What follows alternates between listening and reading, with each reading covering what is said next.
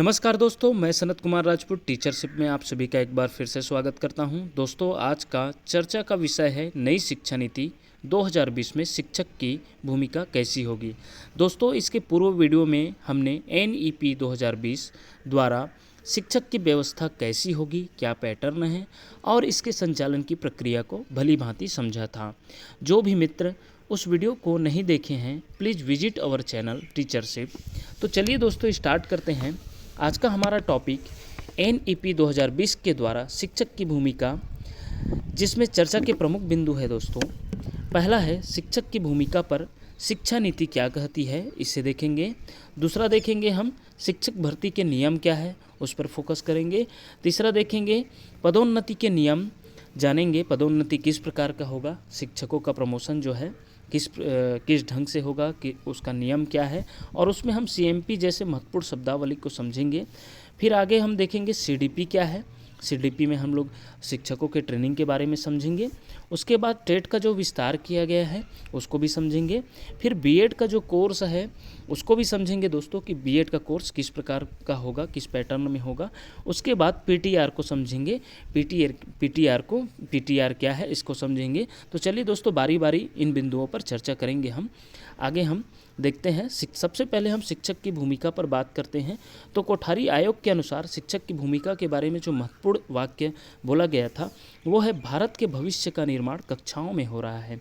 यह तथ्य परोक्ष रूप से शिक्षक की भूमिका को ही निश्चित कर रहे हैं दोस्तों। तो याद रखिएगा, कोठारी आयोग के द्वारा जो महत्वपूर्ण वाक्य है वो है, भारत के भविष्य का निर्माण कक्षाओं में हो रहा है, जो शिक्षक के लिए ही बोला गया ये महत्वपूर्ण वाक्य जो है। आगे जो देखा जाएगा, नई शिक्षा नीति 1986 के द्वारा क्या बोला गया, तो कोई राष्ट्र कितना प्रगति करता है वो इस बात पर निर्भर करता है कि उस राष्ट्र का शिक्षक कितना गुणवान है। तो दोस्तों, 1986 शिक्षा नीति के द्वारा शिक्षक के लिए ये महत्वपूर्ण शब्द वाक्य बोला गया। आगे हम देखते हैं जो हमारा अभी का जो नई शिक्षा नीति है उसमें शिक्षक की भूमिका क्या है, और जो नई शिक्षा नीति 2020 है वो शिक्षक के लिए किस प्रकार का वाक्य प्रस्तुत किए हैं। तो ध्यान से देखिएगा दोस्तों। पहला जो सबसे पहला लाइन है उसका PDF भी मौजूद है दोस्तों, नेट में मिल जाएगा आप लोग को गूगल में। तो शिक्षक के लिए जो महत्वपूर्ण लाइन है वो, शिक्षक वास्तव में बच्चों के भविष्य को आकार देते हैं। ये नई शिक्षा नीति 2020 के द्वारा जो पहली लाइन है वो, शिक्षक वास्तव में बच्चों के भविष्य को आकार देते हैं। और इसी के साथ शिक्षक राष्ट्र निर्माता है। शिक्षक समाज के सबसे ज़्यादा सम्मानित सदस्य माने जाते हैं, और शिक्षक जो है सबसे अच्छे और विद्वान ही शिक्षक बनते हैं, ये कहा गया है नई शिक्षा नीति 2020 के द्वारा दोस्तों। तो इस प्रकार हम अलग अलग शिक्षा नीति के द्वारा शिक्षक के जो भूमिका है, शिक्षक के बारे में जो दृष्टिकोण है उसको समझा। आगे चलते हैं दोस्तों, शिक्षक भर्ती के नियम क्या है। जो नई शिक्षा नीति 2020 के द्वारा शिक्षक भर्ती का नियम में बदलाव किया गया है वो उसमें थोड़ा और अच्छे से, मतलब उसको शिक्षक बनने की प्रक्रिया को थोड़ा और कठिन बनाया गया है। तो शिक्षक भर्ती के नियम इस प्रकार के होंगे दोस्तों नई शिक्षा नीति के द्वारा। सबसे पहले उनको टेट क्वालिफाइड करना जरूरी होगा, शिक्षक पात्रता परीक्षा उन्हें पास करना जरूरी होगा, क्वालिफाइड करना होगा। उसके बाद उसको साक्षात्कार किया जाएगा, कैंडिडेट का साक्षात्कार किया जाएगा, इंटरव्यू के माध्यम से होगा। फिर कक्षा में प्रदर्शन भी कराया जाएगा। और सबसे जो महत्वपूर्ण बात है, शिक्षक बनने के लिए जिस क्षेत्र के लिए शिक्षक का चयन किया जा रहा है उस क्षेत्र का स्थानीय भाषा का ज्ञान होना बहुत ही आवश्यक है दोस्तों। तो इस प्रकार शिक्षक भर्ती के महत्वपूर्ण नियम के 4 बिंदु हैं। आगे हम समझते हैं पदोन्नति किस प्रकार का होगा, शिक्षकों का पदोन्नति प्रमोशन किस प्रकार का होगा, उसको समझते हैं। पदोन्नति में हम सबसे पहले समझेंगे CMP का फुल फॉर्म। तो CMP का फुल फॉर्म होता है दोस्तों, कैरियर मैनेजमेंट एंड प्रोग्रेशन। दोस्तों, इसके तहत क्या होगा, उत्कृष्ट प्रदर्शन कर रहे शिक्षकों की पहचान कर उन्हें पदोन्नति और वेतन वृद्धि का लाभ दिया जाएगा। सबसे पहले उत्कृष्ट प्रदर्शन करने वाले शिक्षकों का पहचान किया जाएगा, लिस्ट तैयार किया जाएगा, और फिर उन्हें पदोन्नति, प्रमोशन और वेतन वृद्धि के लिए उन्हें लाभ दिया जाएगा। अर्थात सिर्फ सीनियरिटी के बेस पर पदोन्नति नहीं होगी, जैसे कि अभी तक होते आया है कि कोई शिक्षक को यदि 5 साल हो गया तो उन्हें पदोन्नति दिया जाएगा, प्रमोशन।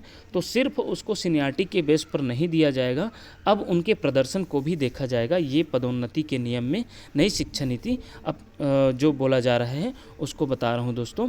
तो उसके बाद जो महत्वपूर्ण बोला गया है, जो उत्कृष्ट शिक्षक रहेगा उनका चयन करके बीआरसी, बीआईटीई, डाइट के साथ साथ संबंधित सरकारी विभाग और मंत्रालय में अकादमिक नेतृत्व कर सकेंगे, ऐसा उन्हें बनाया जाएगा मास्टर ट्रेनर के रूप में।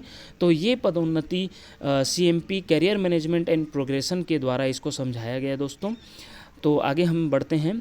सीडीपी क्या है उसको समझते हैं। सतत व्यावसायिक विकास, इसका जो फुल फॉर्म है सीडीपी का वह है कंटिन्यूअस प्रोफेशनल डेवलपमेंट, जिसका हिंदी में अर्थ है सतत व्यावसायिक विकास। दोस्तों इसमें क्या है, इसमें जो देखा जाएगा ये बहुत ही महत्वपूर्ण है दोस्तों शिक्षकों के लिए, कि आजीवन सीखने में रुचि, नैतिक दायित्व की भावना, पेशेवर क्षमता को बनाए रखने और सुधारने, कैरियर की प्रगति को बढ़ाने के लिए प्रत्येक शिक्षक को प्रत्येक वर्ष 50 घंटे का प्रशिक्षण लेना अनिवार्य रहेगा दोस्तों।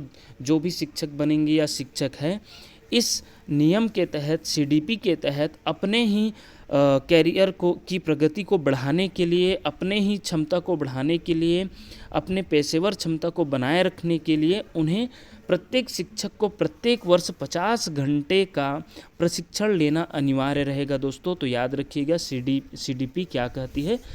तो आगे हम बढ़ते हैं दोस्तों। इसको जानने के बाद हम टेट के बारे में जानते हैं। टेट का विस्तार किया जा रहा है दोस्तों। अभी तक सिर्फ दो ही प्रकार का टेट लिया जाता था। एक प्राइमरी के लिए, एक पेपर फर्स्ट, पेपर सेकंड होता था, जिसमें प्राइमरी और मिडिल के लिए। जबकि ये टेट का विस्तार करके दोस्तों क्या कहा जा रहा है उसको देखते हैं। शिक्षक पात्रता परीक्षा टेट को स्कूल शिक्षा के सभी स्तरों, बुनियादी, प्रारंभिक, मिडिल, माध्यमिक के शिक्षकों को शामिल करते हुए टेट को विस्तृत करने की बात कही गई है। ये स्पष्ट रूप से आपको जो शिक्षा नीति का पीडीएफ में है, टेट का विस्तारित का एक वहाँ पर पॉइंट है दोस्तों। यहाँ पर ऐसे ही स्पष्ट लाइन से बोला गया है कि टेट को विस्तार किया जा रहा है, जो बुनियादी स्तर पर, प्रारंभिक स्तर के लिए और मिडिल स्तर के लिए और उच्चतर माध्यमिक के लिए सभी स्तरों के शिक्षकों के लिए टेट का क्वालिफाइड होना अनिवार्य कर दिया जाएगा दोस्तों। तो ये बहुत ही महत्वपूर्ण बदलाव किया जा रहा है दोस्तों, याद रखिएगा। आगे हम बढ़ते हैं। बीएड कोर्स के बारे में क्या कहा जा रहा है शिक्षा नीति के द्वारा। तो बीएड कोर्स कितने साल के कोर्स होंगे इसको भी जानते हैं। सबसे पहले दोस्तों इंटीग्रेटेड बीएड के बारे में समझते हैं। ये इंटीग्रेटेड बीएड क्या है, ये पूछा जा सकता है दोस्तों। अभी के हाल ही जो भी पेपर होता है शिक्षक भर्ती से रिलेटेड या टेट से रिलेटेड, तो उसमें इंटीग्रेटेड बीएड के बारे में पूछा जा सकता है दोस्तों। तो 12वीं के बाद जो बीएड होगा 4 वर्ष का होगा, 4 साल का होगा, जिसमें बीएड के साथ एक सब्जेक्ट पर ग्रेजुएशन भी कराया जाएगा। अर्थात ग्रेजुएशन के साथ उसका बीएड भी होगा, तो 4 साल का होगा, तो उसे इंटीग्रेटेड बीएड का कोर्स का नाम दिया गया है दोस्तों। तो उस बीएड कोर्स का नाम इंटीग्रेटेड दिया गया, जिसमें 12वीं के बाद होगा और साथ ही साथ ग्रेजुएशन किसी भी सब्जेक्ट में और बीएड भी साथ में हो जाएगा। सेकेंड जो इसका है दोस्तों उसको भी जानिए। ग्रेजुएशन के बाद बीएड कोर्स 2 साल का होता है। अर्थात इसमें समझिएगा दोस्तों, जो ग्रेजुएशन कर लेंगे उनका ग्रेजुएशन करने के बाद यदि किसी का मन होता है कि हमें बीएड भी कर लेना चाहिए था, तो अगर ग्रेजुएशन करने के बाद बीएड करना चाहे तो उसे 2 साल का बीएड करना पड़ेगा। और तीसरी जो महत्वपूर्ण बात है दोस्तों, यदि वो कोई भी कैंडिडेट पोस्ट ग्रेजुएशन कर चुके हैं तो उनके लिए बीएड का कोर्स दोस्तों 1 साल का होगा। 1 साल का ही करना पड़ेगा बीएड का कोर्स। किसके लिए दोस्तों? जो पोस्ट ग्रेजुएशन कर लेंगे, अर्थात एमएससी या एमए करने के बाद सिर्फ बीएड जो है 1 साल का हो जाएगा दोस्तों। ये बहुत ही महत्वपूर्ण बदलाव है, तो याद रखिएगा, ये नई शिक्षा नीति का बहुत ही महत्वपूर्ण बदलाव है दोस्तों।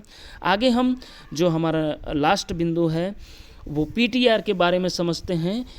पीटीआर क्या है? तो यह है दोस्तों पुपिल टीचर रेशियो इसका फुल फॉर्म है दोस्तों, अर्थात छात्र शिक्षक अनुपात के बारे में भी नई शिक्षा नीति अपना जो बदलाव करते हुए या इसको मतलब थोड़ी रूप से संशोधित क्योंकि यहाँ पर किया गया है, तो इसके बारे में समझते हैं दोस्तों। पीटीआर क्या है? प्यूपिल टीचर रेशियो, छात्र शिक्षक अनुपात के बारे में 30:1 से कम हो और सामाजिक आर्थिक रूप से वंचित बच्चों की अधिकता वाले क्षेत्रों के लिए स्कूलों में 25:1 से कम हो, अर्थात समझिएगा दोस्तों 30 बच्चों में 1 शिक्षक होना चाहिए। और जबकि दूसरे बिंदु में बोला गया है सामाजिक आर्थिक रूप से वंचित बच्चों की अधिकता वाले क्षेत्रों के लिए 25 बच्चों के पीछे 1 शिक्षक की भर्ती होना है। इस बारे में बहुत ही महत्वपूर्ण चीज़ बताया गया है नई शिक्षा नीति के द्वारा दोस्तों।